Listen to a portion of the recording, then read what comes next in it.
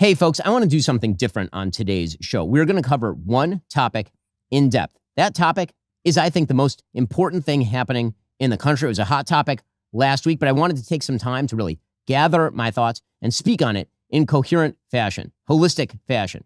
That topic is the fragmentation of the political right. That fragmentation is being caused purposefully by a splinter faction of people led by a young man named Nick Fuentes. They call themselves the Groypers.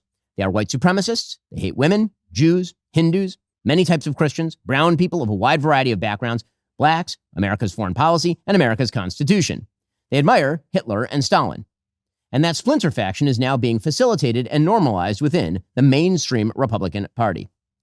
The main agent in that normalization is Tucker Carlson, who is an intellectual coward, a dishonest interlocutor, and a terrible friend. And Tucker Carlson last week was aided, abetted, celebrated for normalizing Nazism within the Republican Party by the mainstay organization of the traditional right, the Heritage Foundation. Now, before we explain what's been happening, let's make one thing clear. This is not about free speech or cancellation. It was never about free speech or cancellation. Free speech has a definition, the right to speak free of governmental coercion. I believe in it, of course. I've always defended it. Criticism of bad speech is, in fact, just a form of free speech. Cancellation also has a definition, the banning of particular people, including people like Nick Fuentes, from platforms like X or Facebook. I believe that Nick Fuentes is odious and despicable, but I've never called for his cancellation, and in fact, I've called for his restoration to those services, despite the fact that I think he's odious and despicable. It is not cancellation to draw moral lines between viewpoints. In fact, we used to call that one of the key aspects of conservatism. It is not cancellation to refuse to signal boost Hitler's supporters like Nick Fuentes. It is not cancellation to criticize Tucker Carlson for rhetorically fluffing Nick Fuentes and other anti-American crackpots. It's not cancellation if you urge others to stop promoting those who rhetorically fluff Nazi apologists. Those are all elements of free speech. And anyone who says differently is lying to you, and lying for the most cynical reasons to misdirect from their own defense of those Nazi apologists and their promoters. The issue here isn't that Tucker Carlson had Nick Fuentes on his show last week. He has every right to do that, of course. The issue here is that Tucker Carlson decided to normalize and fluff Nick Fuentes, and that the Heritage Foundation then decided to robustly defend that performance. Those who criticize both Tucker and Heritage aren't canceling. They are quite properly drawing a moral line. So, for those who don't understand what's going on, let's begin with Nick Fuentes. Now, as I mentioned, last week, Tucker Carlson had on Nick Fuentes. Fuentes is a 27-year-old man who's dubbed himself the leader of a movement called the Groypers. He has a large audience of alienated young white men in particular, and he's earned increased media attention over the course of the past few years, especially over the last year. Now, from Tucker Carlson's interview, you might have gathered that Fuentes has some borderline views on race, a peculiar obsession with what he calls organized Jewry, and a rather sad relationship with the female sex. But probably you came away thinking that, for the most part, Fuentes lives on the radical edge of normality. You think that if you watch the interview, because Tucker Carlson decided that it was important not only to host Fuentes, but to smooth over his views, water them down, and make them far more palatable to a normal audience. As we'll discuss in a bit, this is what Tucker Carlson does for a living. But back to Nick Fuentes. To understand just what Tucker did here, we must actually examine what Nick Fuentes says on his show, and has said for almost a decade, because he was asked precisely 0 questions about any of what you're about to see by Tucker Carlson. Nick Fuentes says women want to be raped. A lot of women want to be raped, and when I say raped, I mean like, that sounds bad when I say it like that, but there's like a lot of women that really want a guy to beat the shit out of them, but also they have to pretend, but part of it is they have to pretend like they don't. Nick Fuentes says that his followers should kill, rape, and die in his name. Raise your right hand. All right, everybody raise your right hand. Raise your right hand. Repeat after me. I will kill, rape, and die for Nicholas J. Fuentes. Nick Fuentes says that women are whores who shouldn't be in politics. I will continue my crusade against women in politics. It's always like this, and it's so ironic. Women are like, I don't like, when you say, I like, you have to affect the face.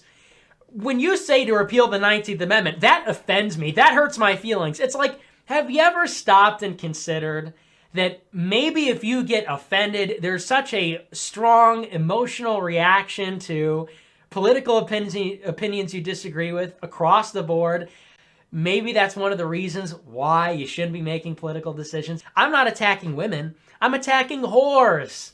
You have no problems, right? I'm attacking whores. I'm attacking sluts, stupid, dirty bitches. Nick Fuentes says that Jim Crow was actually better for black people. It was better for them too, number one, but number two, who cares? Who cares? You know, enough with the Jim Crow stuff. Who cares? Oh, they had to drink out of a different water fountain. Big fucking deal. Oh no, they had to go to a different school. Their water fountain in that famous picture was worse. Who cares? Grow up, drink out of the fucking water fountain. It's water, it's the same. You know, and, you know, even if it was bad, who cares? Who cares? It's better. It's better in general. We all agree it was better for them. It's better for us. Better in general. Nick Fuentes says that white people are justified in being racist. The reason that we talk about this, by the way, I know a lot of black people see this and they go, man, why are you always talking about black people, this and that? Because there just needs to be some shame here. Well, there's a few reasons. First, white people are every single bit justified in being racist. Every single bit justified, to the extent that that means going out of your way to avoid black people when you see them. Nick Fuentes is a Hitler admirer and a Holocaust denier. Buddy, it's Führer Friday. It is Hitler Friday. Shut up. It is Heil Hitler Friday, nigga. Heil Hitler, all my niggas Nazis. Hitler was a pedophile and kind of a pagan. It's like, well, he was also really fucking cool. So, you know, time to grow up. We're not children anymore. Am I right? Am I right? Am I right, boys? Am I right? Let's go. He was also really fucking cool. It doesn't really sound correct to me. Wait a second. It takes 1 hour to cook a batch of cookies, and you have 15 ovens, probably in 4 different kitchens, right? Doing 24 hours a day, every day for 5 years. How long would it take you to make 6 million? I don't know. It certainly wouldn't be 5 years, right? The math doesn't seem to add up there. The math doesn't quite seem to add up there. I don't think you'd result in 6 million. Maybe 200 to 300,000 cookies. And I think the Red Cookie Association said something like that, probably 200 to 300,000 cookies baked. Probably. And in addition, you know, in this hypothetical, I imagine that if you took aerial photographs over the kitchens, you would need to see certain smokestacks to release the smoke from baking the cookies. And the smokestacks would project certain shadows, but I guess they're not visible in the aerial photographs taken over the kitchens. Moreover, if you look at the soil texture, it's really not deep enough for mass cookie storage underground. Nick Fuentes believes that the Jews start all the wars, that perfidious Jews in positions of power ought to be killed, and says the Jews are filth who have to be removed from the country. And once again, remember who is responsible for it all: the Jews. They are responsible for every war in the world. It's not even debatable at this point. This has nothing to do with oil. This has nothing to do with democracy. This has nothing to do with liberal internationalism. We are at war with Iran because they pose a threat to Israel's hegemony. That's why we're bombing their nukes, to pave the way for regime change so Israel can dominate the region, because that makes them the most powerful they can be. There is an occult element at the high levels of society, and specifically among the Jews. So many of the people that are perpetrating the lies and the destruction on the country, they are evildoers. They are people that worship false gods. They are people that practice magic or rituals or whatever. And more than anything, those people need to be, when we take power, they need to be given the death penalty. Straight up. And I'm far more concerned about that than I am about even non-white people or mass migration. These people that are communing with demons and engaging in this sort of witchcraft and stuff, and these people that are suppressing the name Christ and suppressing Christianity, they must be absolutely annihilated when we take power. This is God's country. This is Jesus' country. This is not the domain of atheists or devil worshippers or perfidious Jews. This is Christ's country. Josh Hammer and Mark Levin fuck these people. Like, deeply, seriously.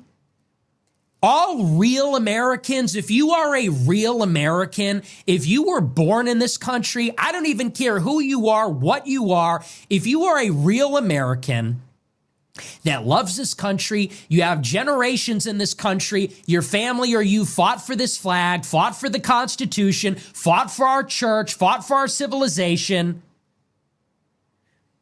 For all of you, I say about Josh Hammer and Mark Levin and Laura Loomer, fuck them. Fuck them. Deeply, seriously, get them the fuck out of our country. Nick Fuentes, it should be mentioned, despises Donald Trump and the MAGA movement as well. Fuck you. Fuck you. You suck.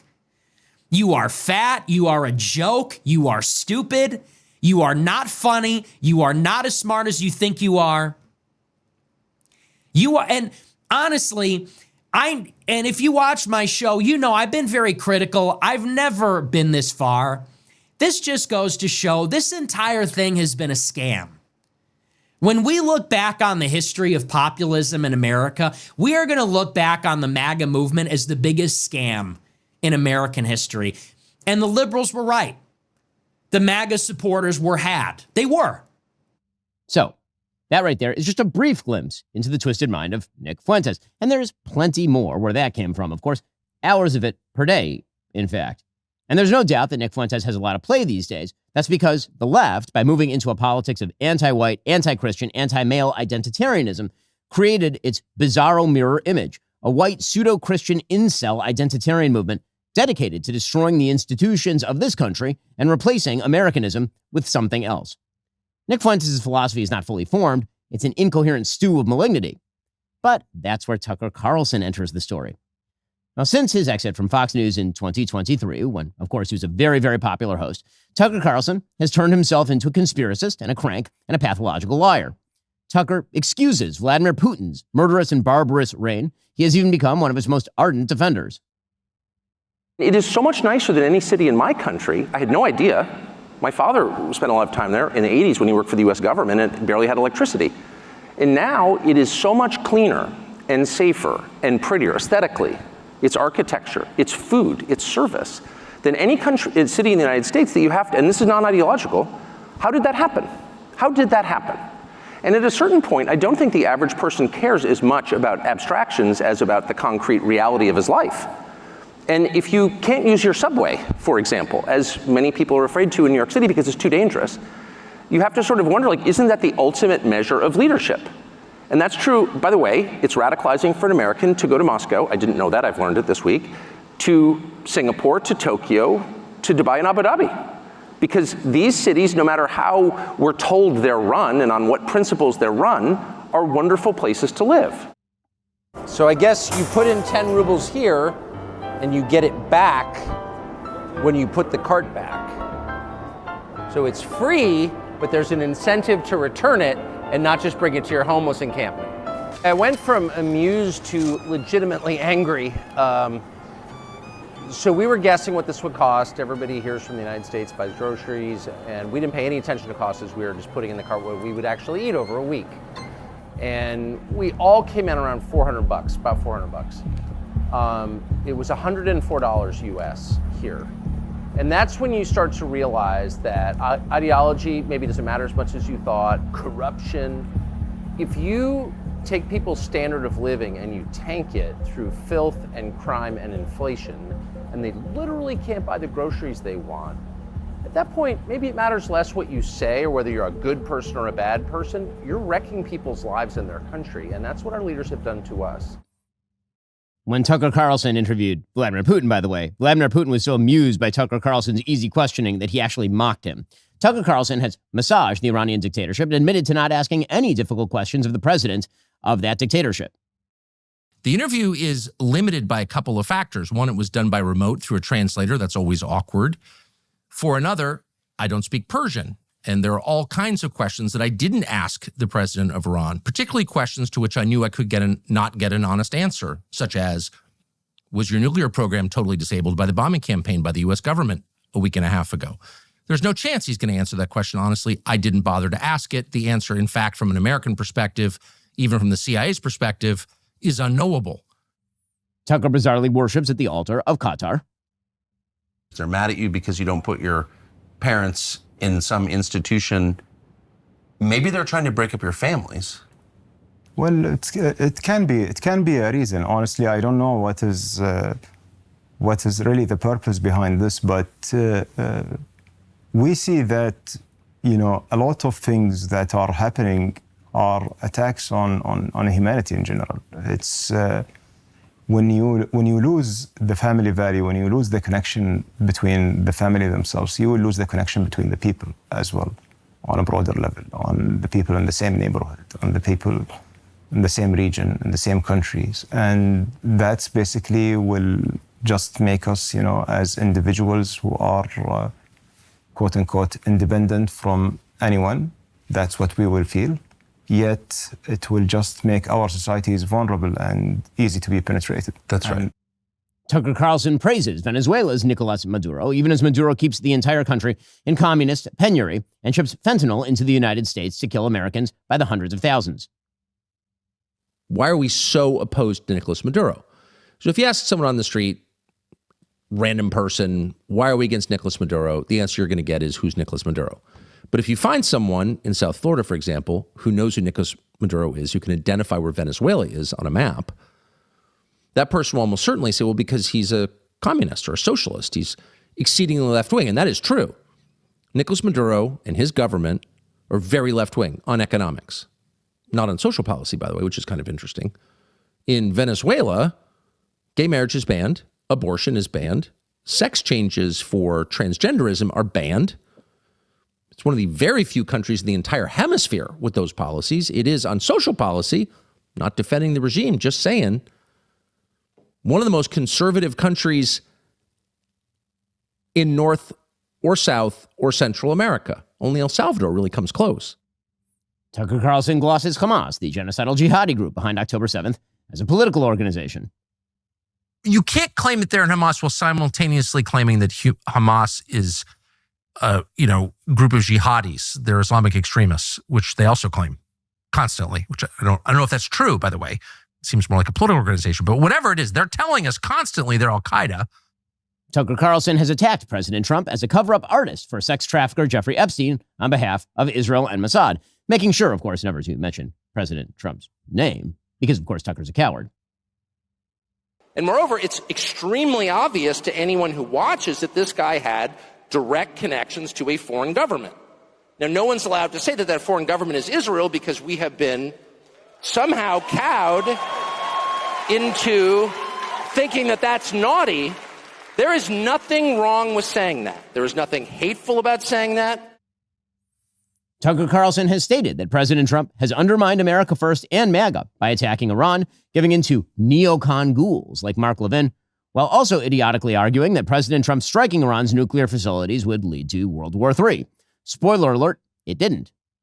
Tucker Carlson also said in his interview with Nick Fuentes that the people he hates most in the entire world, more than ISIS, Al-Qaeda, Trans-Tifa, Marxists, rapists, murderers, are Christian Zionists who represent an enormous chunk of the conservative base. According to Tucker Carlson, who admits that he first read the Bible all the way through just 2 years ago, Christians who support a Jewish state of Israel are heretics and blasphemers with a brain virus. How do you explain Mike Huckabee, Ted Cruz, and there are a lot like that, John Bolton. I mean, I've known them all, George W. Bush, like Karl Rove. I mean, all people I know personally who I've seen like be seized by this brain virus, and they're not Jewish. Most of them are self-described Christians, and then the Christian Zionists who are, well, Christian Zionists. Like, what is that? Right. And I can just say for myself, I dislike them more than anybody. Because like, what? Because it's Christian heresy, and I'm offended by that as a Christian. Tucker Carlson has said that he despises American Jews who care about October 7th. We, in his words, don't care about America and also want to get his kids killed in a foreign war. I've got 4 draft-age children. So if you're playing recklessly, fast and loose with their lives, then I have a right to despise you, and I do. So if you're Nikki Haley, who's running for president, or Ben Shapiro, or half the people I see on television casually mentioning the possibility of nuclear war or sending Americans to fight in the Middle East, or in any way involving us in a war that has nothing to do with prosperity and peace at home, nothing, in other words, to do with us, Americans, then I have a right to call you out and be really offended because it's my family. They live here. It's not a joke to me. There's nothing abstract about it. But most of all, Tucker Carlson acts as an ideological launderer for other people's evils. Tucker Carlson says many inflammatory things, always buying back just enough of it to appear as though he's not saying what he's clearly saying. He's a master of gaslighting. Tucker Carlson, for example, would never say out loud what Nick Fuentes does. He wouldn't say the things many of his guests say. And so instead, he acts as an ideological launderer. He takes other people's hideous ideas, he softens them, he treats them with love and care, and then he provides them with a massive signal boost. He isn't merely talking to people in good faith, of course. He's promoting certain people and ideas and attacking others. So, for example, he'll ask a series of wildly obsequious questions to Nick Fuentes. He'll even let Nick Fuentes' support for Joseph Stalin slide. It's actually funny. It was December 18th. I remember because that's an important date to me. And it's Joseph Stalin's birthday. Oh. I'm a fan. You're a fan of Stalin's. Mm-hmm. Always an admirer. But we don't need to go into that, I guess. Well, that's okay. Let's get back. We'll circle back to that. But he will grill Ted Cruz about the population of Iran. Tucker Carlson will have on Vladimir Putin's evil anti-American mouthpiece, Alexander Dugin, and then praise him. Alexander Dugin is a 62-year-old Russian academic philosopher. He spent his life in Moscow. He was an anti-Soviet dissident as a young man. And now he is famous the world over, in the English language press anyway, as, quote, Putin's brain. But he is not a political figure here in Russia. He is, once again, a philosopher. And his ideas are deeply offensive to some people. In August of 2022, his only daughter was murdered in Moscow when a car bomb killed her. U.S. intelligence says she was murdered by the Ukrainian government, and we take that at face value. But what's interesting is that, once again, Alexander Dugin is not a military leader. He's not a close daily advisor to Vladimir Putin. He is a writer who writes about big ideas. And for this, his books have been banned by the Biden administration in the United States. You cannot buy them on Amazon. Banning books in the United States because the ideas inside are too dangerous. He's often described, again in the English language press, as far right. We'll let you assess, but we wanted to talk to him about some of his ideas, these ideas that are so dangerous that his only daughter was murdered over them, and his book's been banned in the United States. Tucker Carlson will have on a Hitler-friendly pseudo-historian to minimize the Holocaust and blame Winston Churchill for World War II, and he will call him America's best and most honest historian. I thought Churchill was the chief villain of the Second World War. Now, he didn't kill the most people. He didn't commit the most atrocities. But I believe, and I think when you really get into it and tell the story right and don't leave anything out, you see that he was primarily responsible for that war becoming what it did, becoming something other than an invasion of Poland. You know, Germany, look, they put themselves into a position, and Adolf Hitler is chiefly responsible for this, but his whole regime is responsible for it, that when they went into the East in 1941, they launched a war where they were completely unprepared to deal with the millions and millions of prisoners of war, of local political prisoners and so forth that they were going to have to handle. They went in with no plan for that. And they just threw these people into camps, and millions of people ended up dead there. And that is the pseudo-historian that Tucker Carlson has said is the best and most honest historian in America. Tucker Carlson will have on over and over a pro-Chinese propagandist who used global warming to promote global socialism, all in order to criticize Israel and hug China. Israel has run American foreign policy in the Middle East for 30 years. That's how it works. This is actually the truth. If we drop our angst on big bad Russia, actually, we didn't have a chance to talk about it this time, maybe another time, big bad China, which is also not going to invade the United States, not going to threaten us, not going to go to war with us. They got they're trying to deal with aging, and they've got their declining population and many other things. Not that they're falling apart. It's a very impressive civilization, but they're not a threat to the United States, honestly, and Iran is not a threat. Tucker Carlson, of course, brings on pro-Hamas voices episode after episode after episode. The instances are almost limitless. Tucker Carlson will host Andrew Tate, a pornographer and scam artist who mocks rape victims and preaches a cult of narcissism and cruelty. And of course, Tucker Carlson will glorify him and present him as a maligned truth teller rather than an emblem of moral rot. See, this is how Tucker Carlson's ideological laundering works. You bring your dirty, ugly ideologies to Tucker Carlson's rhetorical car wash. He mixes it with some of the vestigial respect Americans have for him from his Fox News days, and voila, hideous ideas suddenly become mainstream.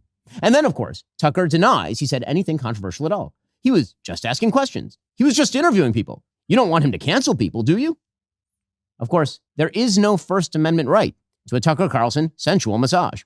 But to listen to Tucker, you'd think there was, so long as you despise America, oppose President Trump's foreign policy, and bear a peculiar dislike of Jews. Tucker Carlson, you see, is a coward. And here is where his relationship with Nick Fuentes begins, with Nick Fuentes correctly pointing out that Tucker Carlson is a coward. You see, Tucker Carlson, a few weeks back, had on Candace Owens to treat her to his usual ideological laundering services. That's after years of Candace Owens saying things like this. And it is the case that dinosaur bones, for whatever reason, are always just found by the paleontologist. Like, it's not like you and me walking outside. I'm like, hey, a dinosaur bone. And, or by somebody who's related to a paleontologist. It's very strange. And then, but it was just convenient for Israel that JFK got shot. It was just convenient, you guys. Totally convenient. It was convenient for Israel, by the way, when the towers went down. I just want to be clear. Anything happens to me, blame the Zionists. Like 1,000% blame the Zionists. Like let that be my parting word. I'm waking people up to the fact that pedophiles are in power. Yes. They are literally in power. And that is intentional because then they can be controlled while they are in power. And they are also exhibiting signs of a psychopathology that lets them know that they will do harm to the masses and feel nothing because they were themselves, many of them, raped when they were children. Yep. It is not a coincidence that Justin Trudeau is gay. Obama, gay. Zelensky, gay. Emmanuel Macron, gay and married to a trans man who molested him when he was a child. Well, Candace Owens had recently hosted Nick Fuentes, and this led Tucker Carlson, in an attempt to dissociate from Fuentes, to label him a weird little gay kid operating from a basement, and a Fed as well. That's obvious to me. I've been around a long time. I know it when I see it. Yeah, and I will say I don't understand it. We were very kind to him. Like, I truly, like, we almost said, like, we felt maybe he was a bit lonely. We should invite him back for dinner. I mean, that's how good of an experience I had. It's clearly it's and then it was a 180. So it's either A, it's being driven from like a little boy insecurity, and he just was so worried that he like just went on the attack because he doesn't know how to have normal relations after being banned everywhere. Well, I think there's that could be one element. The angry gay kid thing going on. Yeah. Well, Nick Fuentes did not take kindly to this. After all, here was Tucker Carlson, a man Nick Fuentes correctly sees as a fellow traveler, dismissing him, all the while refusing to say the sorts of things for which Fuentes takes slings and arrows. And so Fuentes unleashed on him as a fraud and also as an expert on gaslighting. Tucker is like the GOAT of gaslighting. But unironically, he goes up at the memorial and said, Charlie Kirk told the truth. You know who else told the truth? Jesus. And you know what happened? He got killed by Jews. And people said, so are you saying that the Jews killed Charlie Kirk in the way that they killed Jesus for telling the truth because they hate the truth? And Tucker said, I never said that. You're crazy. I never said that. Everyone eats hummus. What do you mean everyone runs Jerusalem?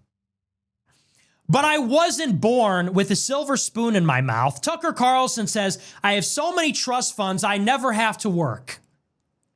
Tucker went to a $45,000 per year private high school, then a $45,000 per year selective Ivy League school in New England.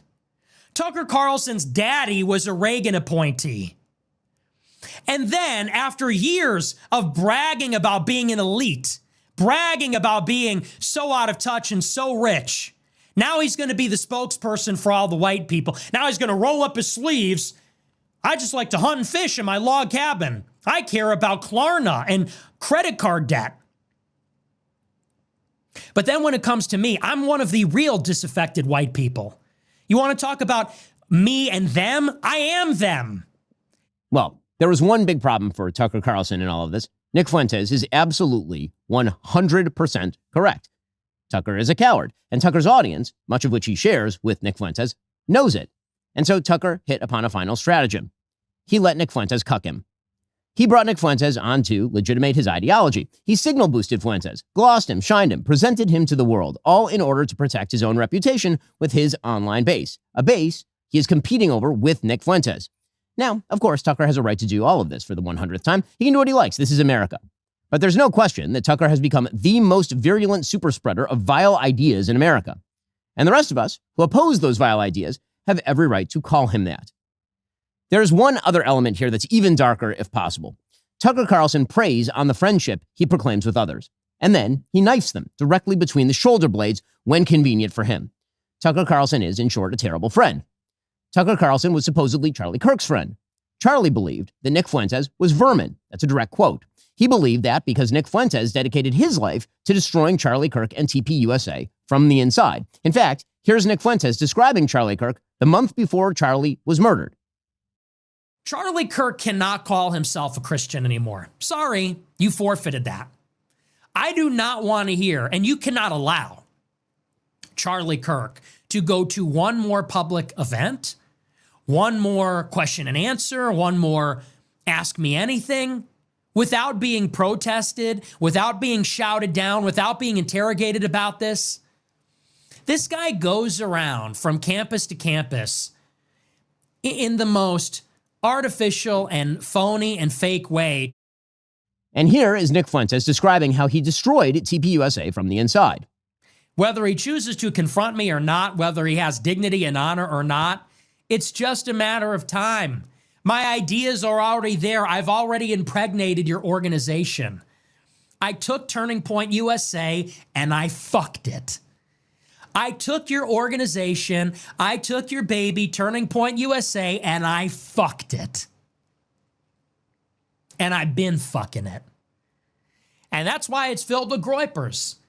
That's why your whole crew, that's why the people around you, that's why your chapter presidents, that's why your attendees, they're all groypers.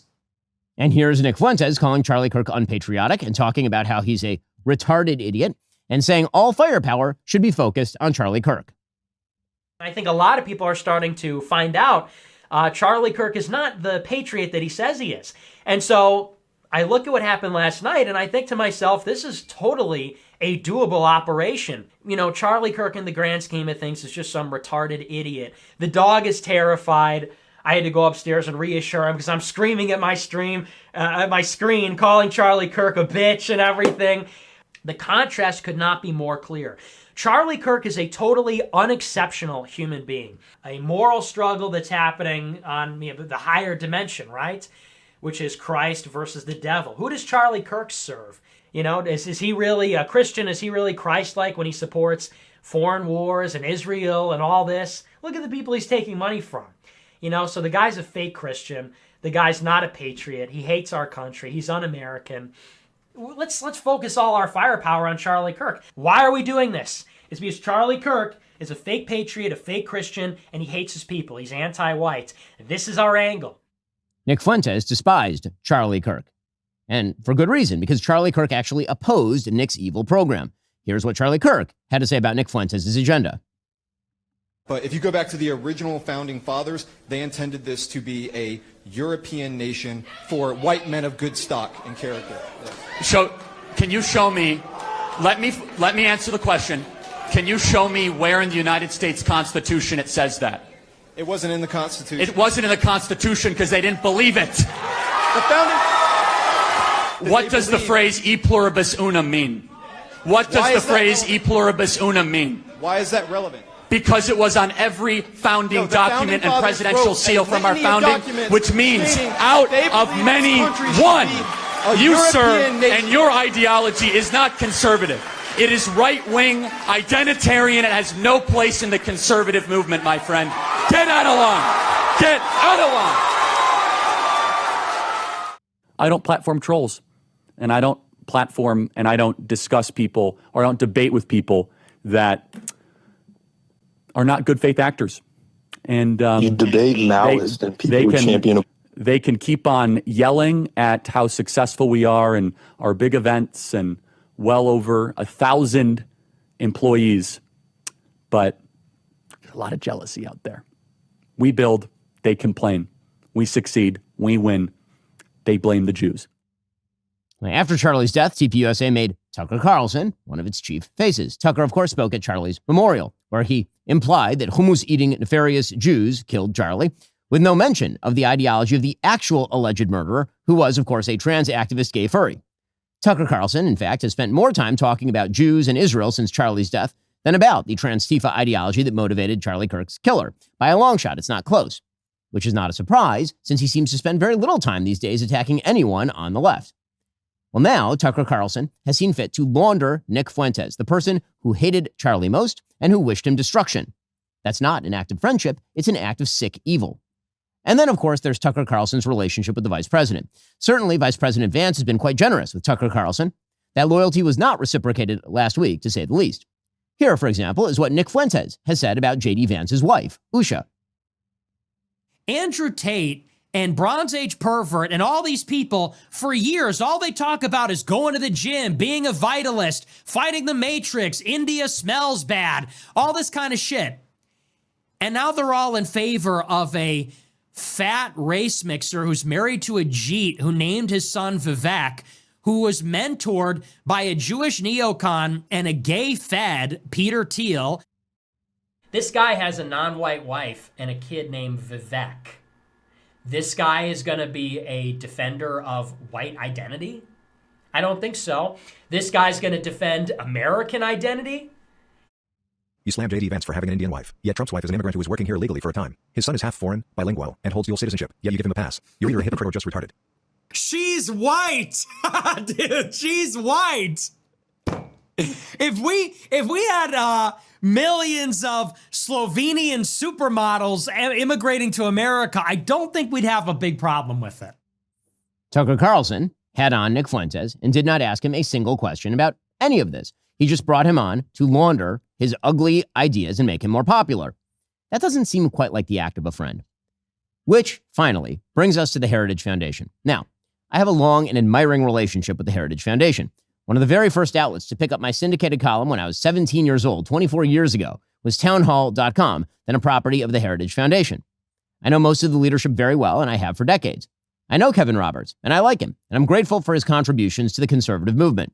If you're a regular watcher of this show, you can check the interview I did with Kevin on the release of his book just last December. Which is why what Kevin Roberts did last week is tragic and awful.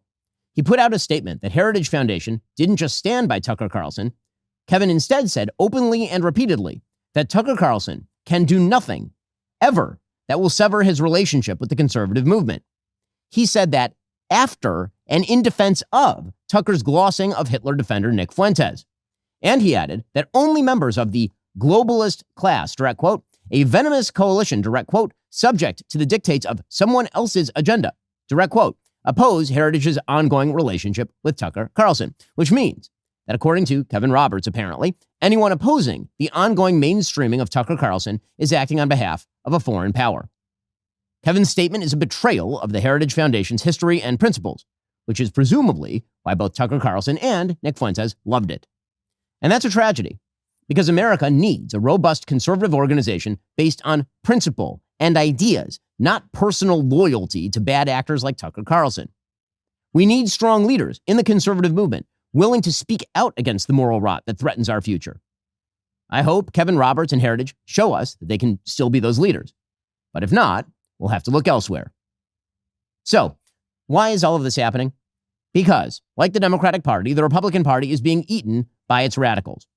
Many in the political class are too cowardly to stand up. Apparently, they're willing to play footsie with groypers and hug Tucker Carlson out of fear of somehow losing support. They've been bamboozled by the lies of the X algorithm and the TikTok metrics. The left followed its radicals to electoral hell. Apparently, many on the right wish to do the same. Forget the morality then for just a moment. Let's be pragmatic. Here is the thing. Americans hate Nick Fuentes' philosophy. They think it's trash. Republicans, by the polling, think it's trash. Independents think it's trash. Democrats think it's trash. And here's the other thing. Americans hate Tucker Carlson's laundered anti-Americanism. Republicans think it's trash. Independents think it's trash. Democrats think it's trash. Americans are not pro-segregation, pro-rape, anti-woman, pro-child marriage, anti-black, anti-Jew, anti-Indian, anti-Latino, anti-Constitution, pro-Hitler nutjobs like Nick Fuentes. And Americans are not pro-Putin, pro-Iran, pro-China, pro-Venezuela, pro-Hamas, pro-Fuentes, pro-Tate idiots like Tucker Carlson. They hate this vile garbage. If Republicans decide to cower before the likes of neo-Nazis and their propagandizers, they deserve to lose. And they will lose. Neo-Nazis and their propagandizers are not Republicans. They are not America First. They are not MAGA. They sure as hell aren't conservative. These people aren't to my right. They are not attached in any way to the fundamental principles of conservatism. And these people have already declared themselves to be my enemies. I'd be a fool not to take them seriously. If they get their way, they will hollow out the Republican Party, lead it to electoral catastrophe, and empty it and the country of any semblance of decency in the process. My answer is no. No to the Groypers. No to their publicists like Tucker Carlson. No to those who champion them. No to demoralization. No to bigotry and anti-meritocratic horse shit. No to anti-Americanism. No. This is our country. This is our party. And this is our conservative movement. And I will not stand by while it is handed over to those who betray the most fundamental principles I have spent my entire life defending and advocating. That is a path to defeat and a path to moral oblivion. I reject it because if we lose the right, we will lose to the left. And either way, we'll lose the country. I'm Ben Shapiro. This is The Ben Shapiro Show.